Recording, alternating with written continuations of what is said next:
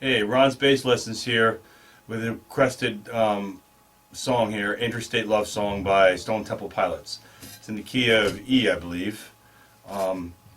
It's my relationship with the song is I think of it in separate little parts because it's really to me, it's a very different type of a bass line. This bass player seems to think very uniquely compared to others, which is cool. But it doesn't make it easy to memorize it for me because it's not like anything else I play. So, but the good thing is that all the progressions are pretty much repetitive. So even though there's a different flavor of it, kind of the chord changes between the chords are all kind of the same. There's a lot of black key stuff too. So if you're uncomfortable with sort of the black keys, you got to kind of get used to that here because the verse starts in C sharp on the 4th fret. So the intro, you just get that hi-hat, fizzle.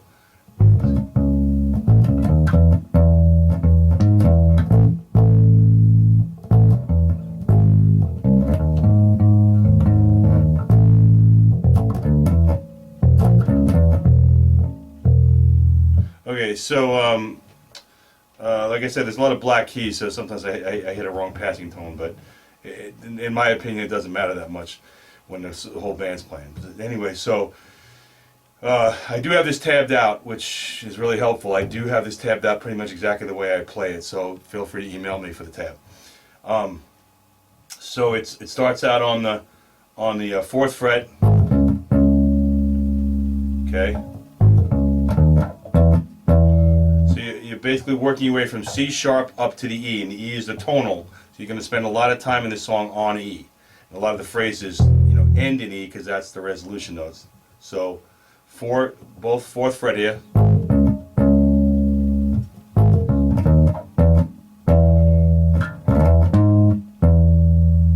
Okay. Now, normally when it goes to E, well, I don't know normally, but a lot of times it goes from E to A or A flat. So.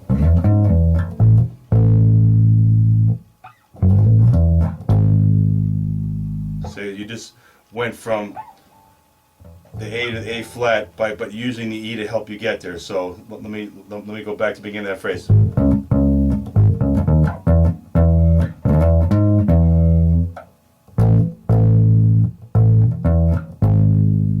Okay, so notice how I stepped on the E when I was going from A to A flat. I stepped on the E. Now, I don't think I play every single note that this bass player plays in the studio version, but I believe I've hit all the key tones that you really listen to. And one of the things that you hear is when he does that. Okay? And then there's a common phrase on the 6th fret here. You'll hear it over and over again with this octave here of the A flat. Okay? It's hard to do the phrases right in the middle. It's kind of like, the way your body memorizes them. It's in sequence. So.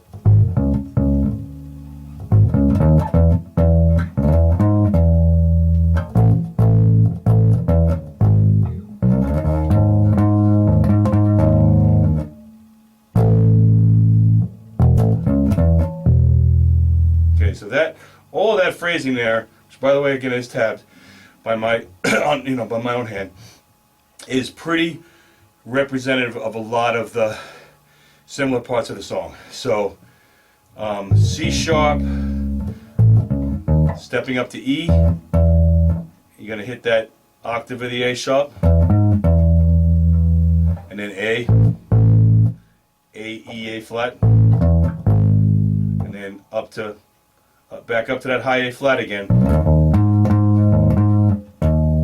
You'll notice it hits the E flat before it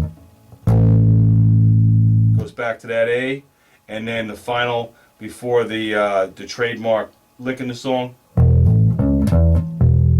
So hammer on, open E to A on the 5th, and then 4 and 7, C sharp and E, and then resolve on that key tonic E. Okay, that's your intro. Okay, so after the intro, you got the verse, and there's two types of verse chords. There's sort of like staccato-ish, choppy verse, and then there's a held out. There's two instances of where they sort of hold notes up. It's a very similar idea both times. So the regular verses.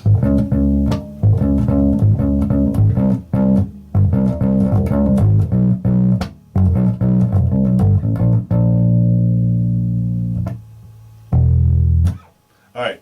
So it's just C sharp, C, B, and B flat on 4, 3, 2, 1 on the second string down. But you'll notice he puts these little trilly things in there. Again, you don't have to do this, but it's in there in one way or another. So I'm just showing you so you have some idea if you want to put that flavor in there. So you're kind of punching on the C sharp, and then when you get to the C.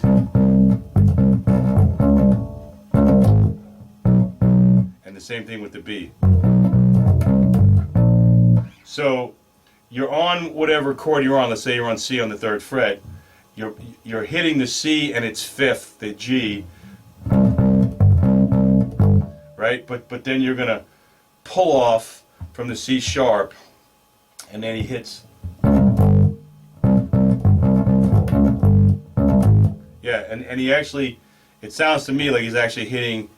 Wherever he's pulling off from the fret up, he's also hitting that note above it. So in this case, you're pulling off from C sharp, and you're landing on G sharp, and then doing the same pattern on the B.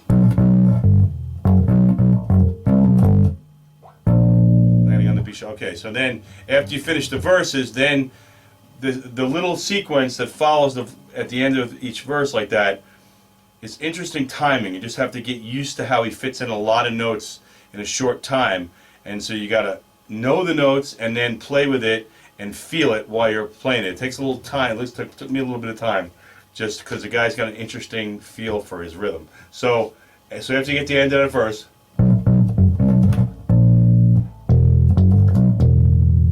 all right. So that first phrase is hammering on 2 to 4, F sharp to G sharp, and then hitting the B on the second, also. And then open E. Okay, always back to the tonic E of the song. So and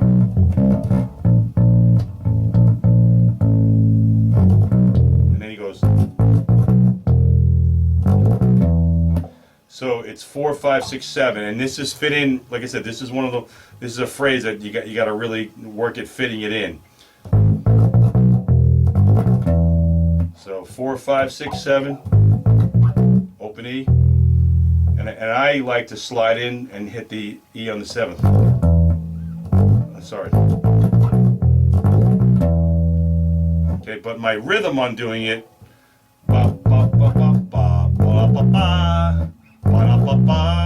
that's what I'm hearing in my head. Okay, so yeah, it's hard to cut these phrases up because then you forget where you're going next. So again, let's see how far we get here.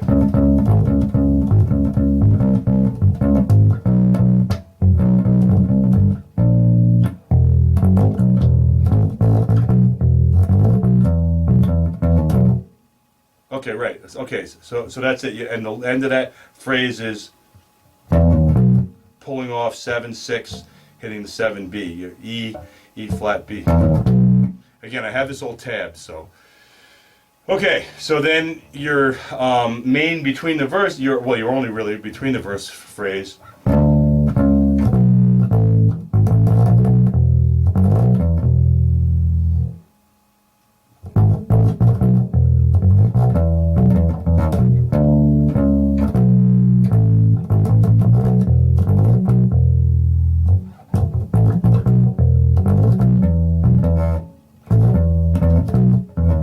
So again, you're using a lot of the same notes, just in slightly different phrasing. So you're starting on D here on the 5th fret. Your first 4 notes: D, D flat, 5, 4, and then 7 and 5, B and A. And then at 4, 5, 6, 7.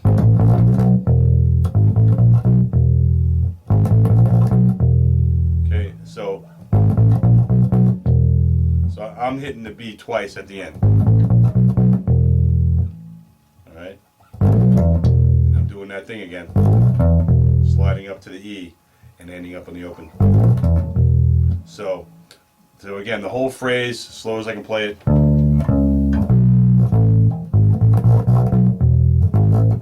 Sorry.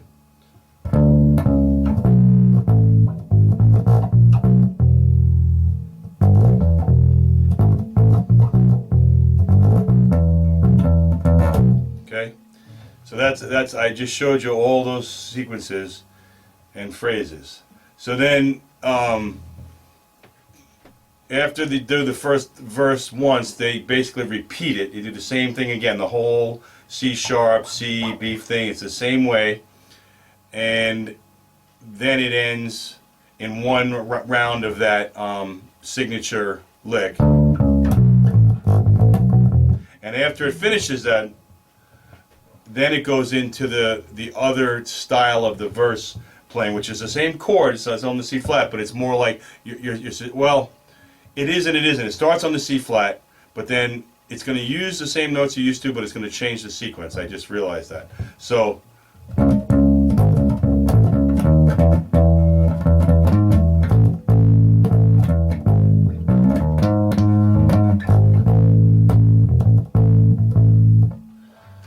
it's hard to play that from memory without the music behind it. But it is C sharp up to E.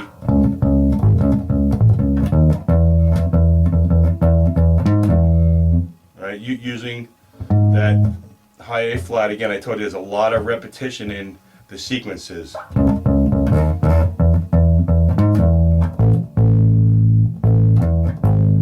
Okay, same thing with the A, E, A flat thing.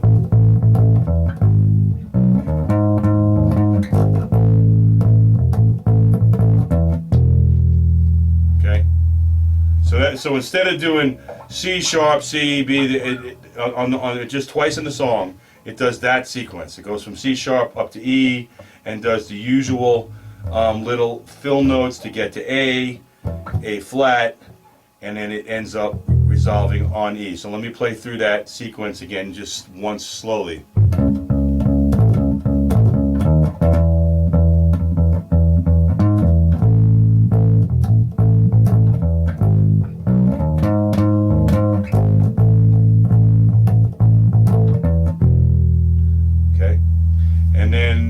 After all those first things, you always play the same.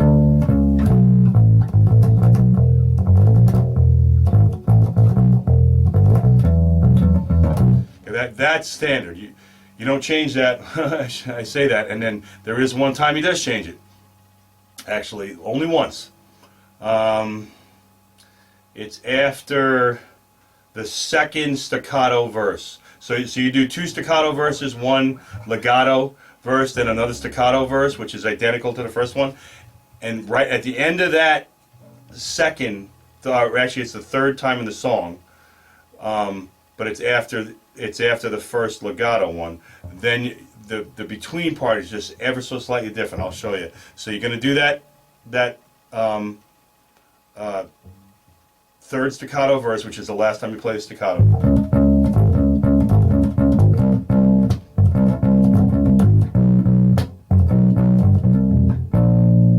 This part here is going to be slightly different. Watch. Okay, so you're going to resolve on A until the drum does this solo, and then you're going to go back into what you're used to. Okay, so again, at the end of that song,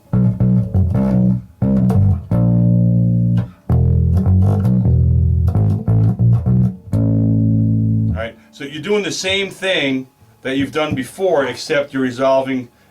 At the latter part of that, you're resolving on the A until the drum solo.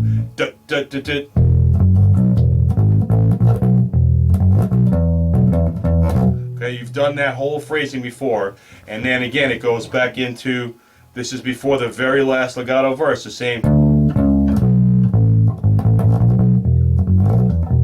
Right? You've already played that.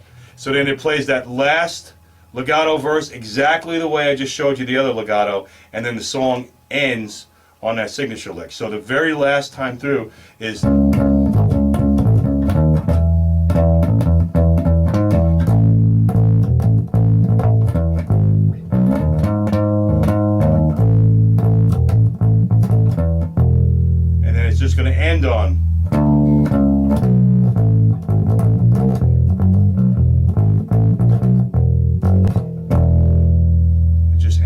pentatonic E, just like that.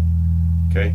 Again, this is a studio version, so if they do something different in the live version, more power to it if you want to change it. But I think it's a handful enough just to get the studio version down anyway. So, so again, I've tabbed it. There's going to be a cover version as well. So, if you want to watch it in, without interruptions, just to see the hand positions, that might help. But again, I think my hand tab will be a big help, because I'm pretty sure it's like 99% or better accurate onto how I actually play it. But if you start playing it and you start feeling like, too many passing tones or whatever, as long as you're doing the signature stuff and you're staying in time, I don't think anybody's going to kick up a fuss. So I'll leave that up to you, but I'm showing it to you the way I play it, which I think is pretty close to being pretty true to exactly what he's doing. I'm not claiming it's exact, but I think it's a key note-wise. I think it's right on. So again, thank you very much for checking out my lessons, and I got plenty more out there. And please subscribe if you're not, because last time I looked, I was right at about 1,000 subscribers. I'm not really doing this for money, but not going to hurt if YouTube wants to send me a couple of bucks, I guess. And I think 1,000 subscribers is like the minimum or something. But whatever. I really appreciate it. Have fun. I hope this helped, and I'll see you later on.